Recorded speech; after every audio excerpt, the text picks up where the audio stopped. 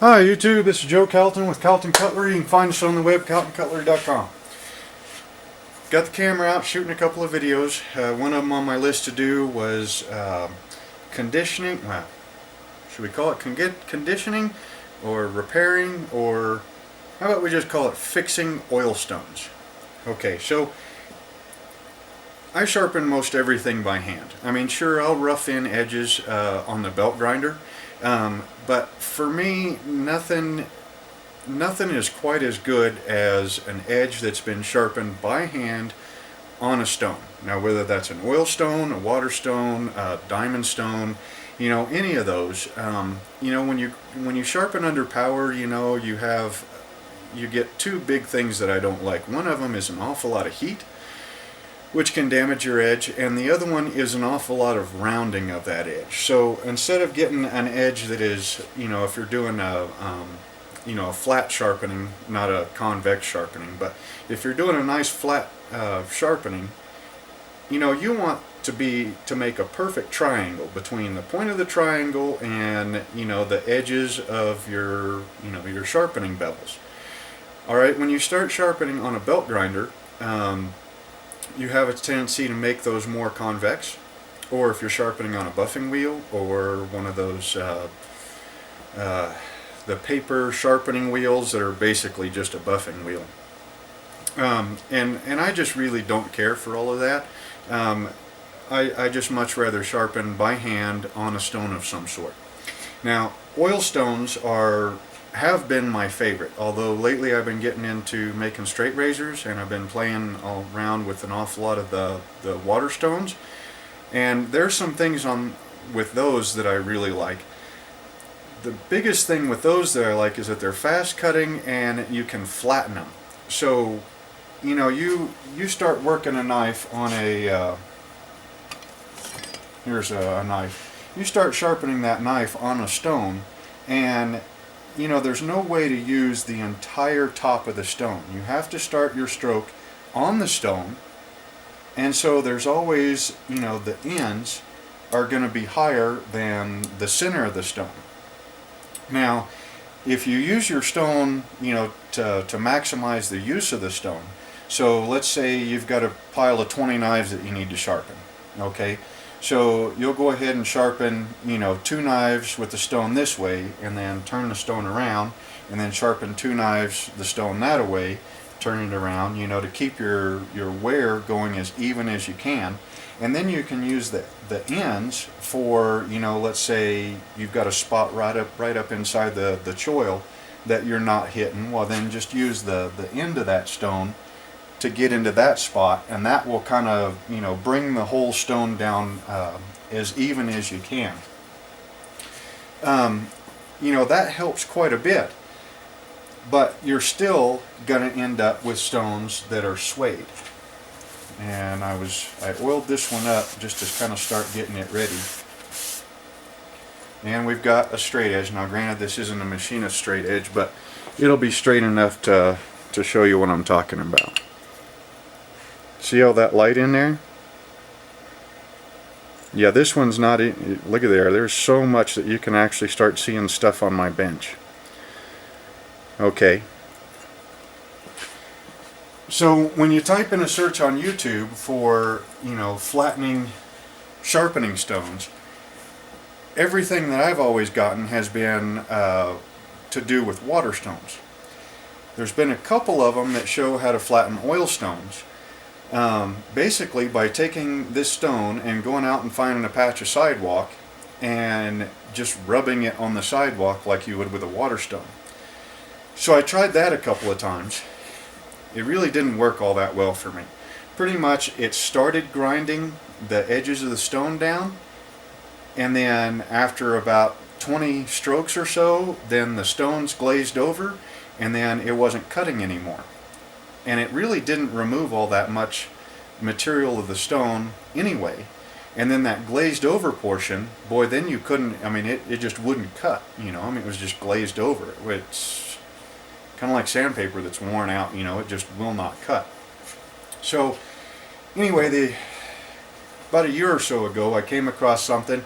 I mean, I took one of these stones and I was determined to get it flat. I rubbed it on the shop floor, I rubbed it on the sidewalk, I grabbed a couple of cinder blocks, rubbed it on them. That didn't work. I even threw one on my belt grinder with a brand spanking new Norton 36 grit blaze belt.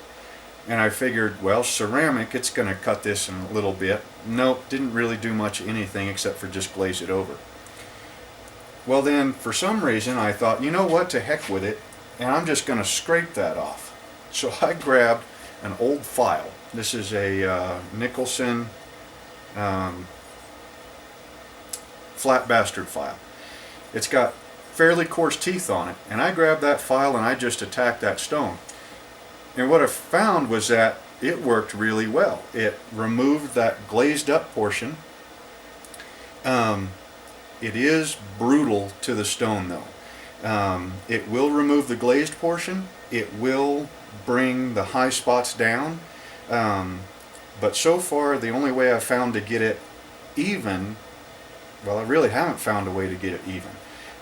It's all, you know, work on this spot for a little bit, work on this spot for a little bit, pull it up, check it by eye, throw a square on it. So I don't believe you'll ever get them quite as flat as what they are new or the way you could get a water stone. But it will make an old stone usable again. So pretty much what you do, now I use mineral oil. That's what this is. This is, I think I bought this at like Bed Bath & Beyond. It was in the section with the fancy cutting boards, wood and bamboo oil. But you look on the back, let's see, where'd we go again? And the contents right there says mineral oil. Now this little bitty bottle right here was, oh, maybe 10, 15 bucks, something like that. Well, if you go down to your local farm and ranch supply store, they sell mineral oil in gallon jugs for a mild laxative for animal use only.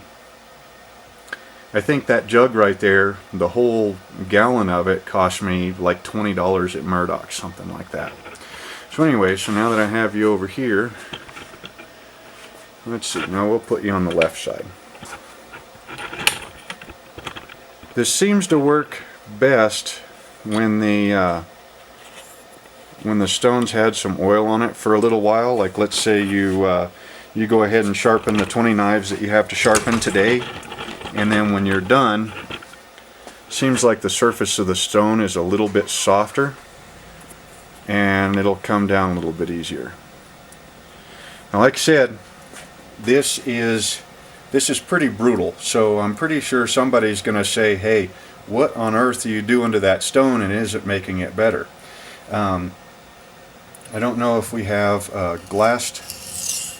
Okay, you hear that. You might not be able to hear it, but you can definitely hear and feel that this stone is cutting. It's not glazed over. You go to do 20 knives on this stone, even with tons and tons of mineral oil, and that sound and that feel will change. It's because steel particles are getting stuck in between the stone particles, and it's getting clogged up. It won't cut as efficient. So what we'll do right here is we'll go ahead and we'll just dress this back corner here. And the sound is horrible, so just bear with it. So we're going to take a part of the file here. These parts right here, this side I've already used several times. This side looks pretty sharp. And pretty much you get it right up on the corner and you bear down with a pretty good amount of pressure.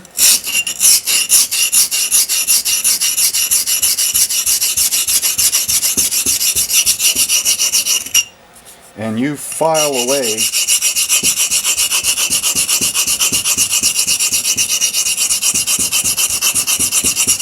You file away either the glazed portion or the high portion, whichever it is you're after, or both. And then you can come back, run some more mineral oil over there to flush that portion out, and now that piece, or that patch, will start cutting again like it's supposed to be cutting. Like I said, this is about the best way I've found to get an old oil stone back to cutting again. And I've only tried this on the Norton series. That's what I like for oil stones. They're the Norton crystallons.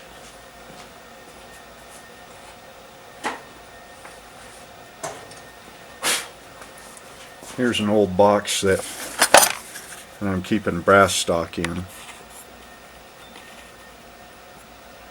Norton